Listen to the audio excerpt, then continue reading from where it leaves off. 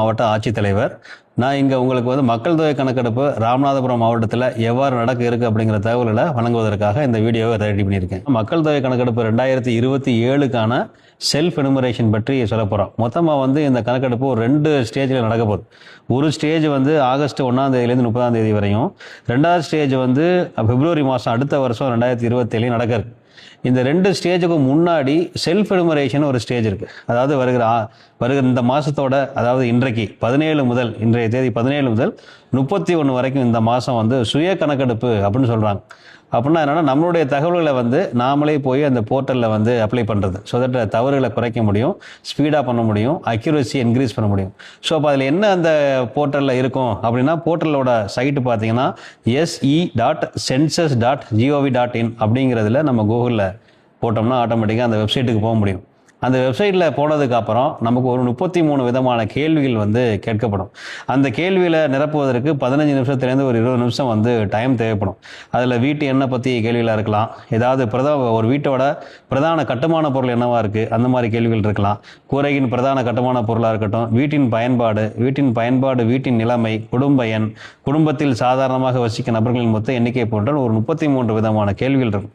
So அந்த கேள்விக்கான பதில்கள் உங்களுக்கு மோஸ்ட்லி தெரிஞ்சிருக்கும். ஸோ அந்த கேள்விக்கான பதிலை அந்த போர்ட்டலில் நம்ம இன்புட்டாக கொடுத்துடலாம். இதை தாண்டி ஒன்ஸ் நீங்கள் அந்த வேலையை முடிச்சிட்டிங்க, நிறைய பேர் செல்ஃப் எனுமரேஷன் மூலமாக பண்ணும்போது இந்த பணியை சுலபமாக பண்ணுவதற்கு மிகப்பெரிய ஒரு வாய்ப்பாக ராமநாதபுரம் மாவட்டத்துக்கு அமைக்கணும். அதில் மெயினாக பார்த்தீங்கன்னா, கிட்டத்தட்ட நம்ம ஒரு 2342 எனுமரேட்டர்ஸை வச்சு இந்த பணியை செய்ய போகிறோம். நீங்கள் ஒன்ஸ் செல்ஃப் எனுமரேஷன் முடிகிற இந்த மாதம் முடிவில், ஜூலை முடிஞ்சதுக்கப்புறம் ஆகஸ்ட் 1ஆம் தேதியிலேருந்து உங்களுக்கு இந்த செல்ஃப் எனுமரேஷன் பண்ணும்போதே ஒரு 11 இலக்க அடையாள எண் ஒன்று வந்திருக்கும். அந்த எண்ணை அந்த எனுமரேட்டர்கிட்ட ஷேர் பண்ண வேண்டிய சுச்சுவேஷன் வரும். அவர் அந்த எண்ணை பார்த்துட்டு அதுக்கு தேவையான கூடுதல் தகவல் ஏதேனும் தேவைப்பட்டால் அதையும் என்ட்ரு பண்ணி உங்களுடைய மக்கள் தொகை கணக்கெடுப்பை முடிச்சு கொடுப்பார். ஸோ அதனால் இந்த பணியை செய்வதற்கு மாவட்ட அளவில் மாவட்ட ஆட்சியர் ஒரு முதன்மை மக்கள் தொகை கணக்கெடுப்பு அலுவலராகவும், மாவட்டத்தில் தாலுக்கா பகுதியில் தாலுக்காவில் வட்டாட்சியர்களும், நகராட்சி பகுதியில் நகராட்சி கமிஷனரும், பேரூராட்சி பகுதியில் ஈஓஸும் மொத்தம் 20 பொறுப்பாளர்கள் நம்ம மாவட்டத்தில் இருக்காங்க. ஸோ அதனால் இந்த பணியை சிறப்பாக முடிக்கிறதுக்கு முழு ஒத்துழைப்பு நம்முடைய ராமநாதபுரம் மாவட்ட மக்கள் வழங்கணும்னு தாழ்மையான வேண்டுகோளாக வைக்கிறேன். இது சம்மந்தப்பட்ட ஏதேனும் சந்தேகங்கள் இருந்துச்சுன்னா இந்த வீடியோவில் காமிக்கக்கூடிய இந்த எண்ணுக்கு நீங்கள் ஃபோன் பண்ணி உங்கள் சந்தேகங்களை நிவர்த்தி பண்ணிக்கலாம். ஸோ அதனால் இந்த ஒரு ப்ராசஸ், செல்ஃப் எனுமரேஷன்ங்கிறது புது ப்ராசஸ்.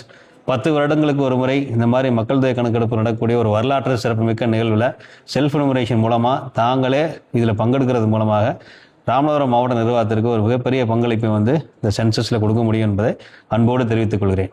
நன்றி.